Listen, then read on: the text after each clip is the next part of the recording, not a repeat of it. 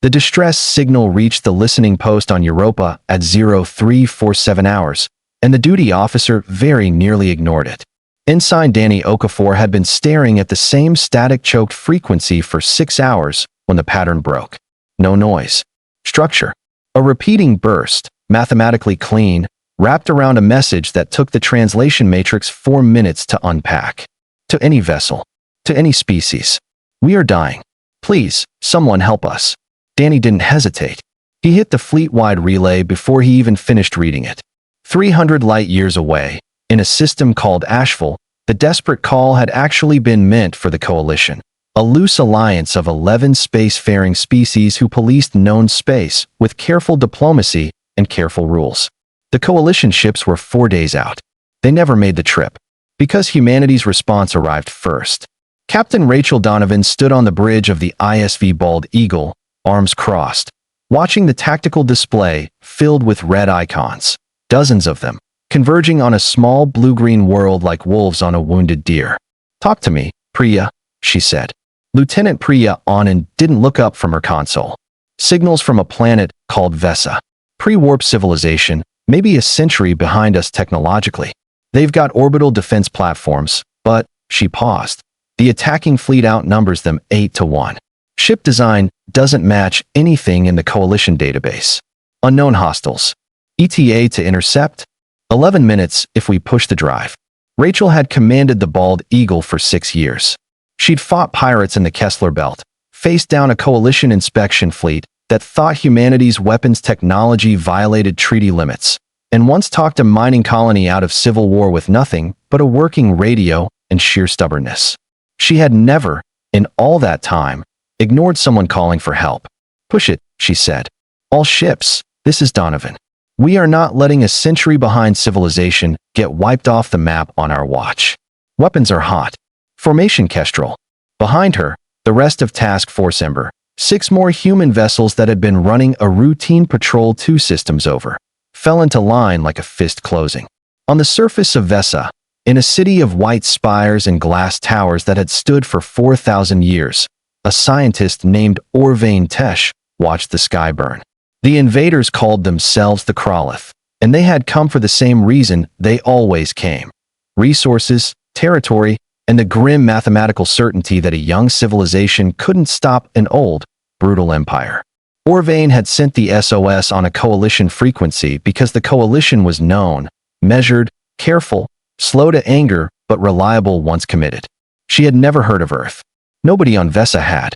That was about to change. The Krallith flagship, the devourer of weak stars, was mid-bombardment run on Vessa's northern hemisphere when its sensor officer screamed a warning that made no sense.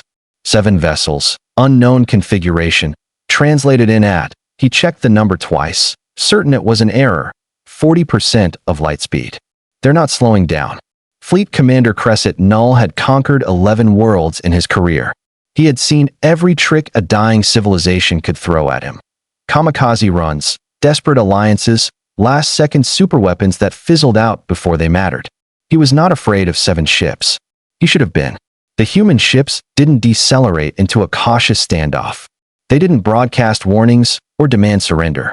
Task Force Ember burned straight through the Krallith formation at a velocity that made Krallith targeting computers simply give up trying to track them, and as they passed, they opened fire.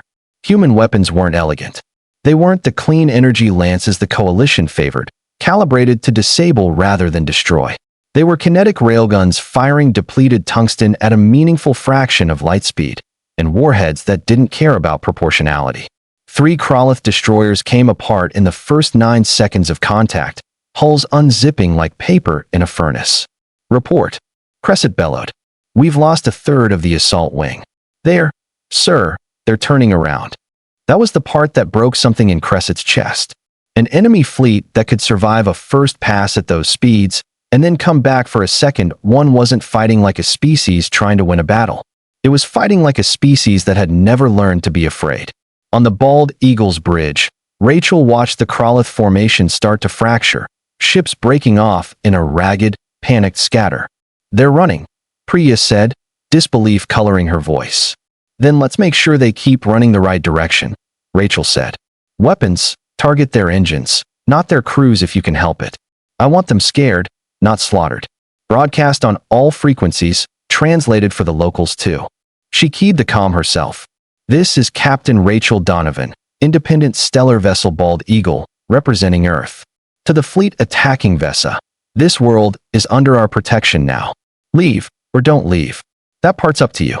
The Krallith commander's own bridge crew didn't need a translation to understand the tone. Within 90 seconds, the surviving invasion fleet was in full retreat, jumping to FTL in a scattered, undisciplined rush that would have gotten any of them court-martialed under calmer circumstances. 3 hours later, Rachel stood in a shuttle bay airlock waiting for it to cycle, still in her flight suit, hair damp with sweat. Beside her, Priya scrolled through the aftermath reports. Local governments asking who to thank, Priya said. And also, respectfully, asking what the hell we are. Rachel almost laughed. Tell them the truth. We're the ones who showed up. The airlock opened onto Vessa's capital plaza, where Orvane Tesh stood waiting with a small delegation, her four-fingered hands clasped tightly in front of her, eyes wide at the sight of the massive human shuttle that had landed without so much as scorching the ornamental gardens around it. You are not Coalition, Orvane said carefully, through a translator bead pinned to her collar. No, ma'am, Rachel said. We're Earth. Sorry we're not who you called for. Orvane studied her for a long moment. This small, tired-looking creature who had, according to the sensor logs her own people were still struggling to believe, personally led a fleet through an FTL translation inside a hostile engagement zone without so much as slowing down first. The Coalition, Orvane said slowly, would have arrived in 4 days, with a diplomatic escort and a formal assessment period and a request for us to hold our position in the meantime. That's the Coalition for you, Rachel agreed. Careful people. Good allies most days. You are not careful people. Rachel considered that. Out past the plaza, columns of smoke still rose where Krallith bombardment had scarred the outer districts before the Bald Eagle arrived, and where it had stopped the moment humanity did. No, she said finally. We're not. But we showed up. That's got to count for something. Orvane looked at the sky, where 7 human warships now sat in high orbit, quietly, patiently, waiting to see if the Krallith would be stupid enough to come back. On Vessa, she said, we have a saying. A shield does not need to be gentle. It only needs to be there. She extended a four-fingered hand, an old Vessan gesture of formal alliance that her translator explained a half-second later. Rachel took it without hesitation. Behind them, word was already spreading through the Coalition's diplomatic channels. A young pre-warp world, saved not by the careful alliance that had been built for exactly this purpose, but by an upstart species 3 centuries removed from their own planet's last world war, who had heard someone crying for help and simply hadn't bothered to ask whether it was their job to answer.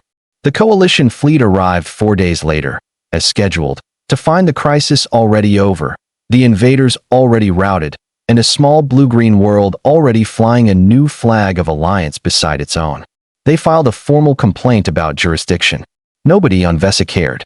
And somewhere out past the edge of charted space, on 100 other frequencies, 100 other desperate signals kept going out into the dark, never knowing, never able to guess, which reckless, stubborn, wonderfully human fleet might be the one to answer.